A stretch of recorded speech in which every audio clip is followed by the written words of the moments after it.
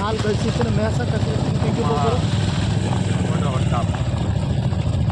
ஆனால் உங்கள் வண்டி ஆனால் வண்டி ஓம் நம சிவாய சிவாய ஜெய் பஜரங்க பலி. வீடியோ தானே போட்டேன். சரி, இப்போ வந்து உங்களுக்கு எத்தனை மாதம் கழிச்சு எங்கே போக போகிறோம்.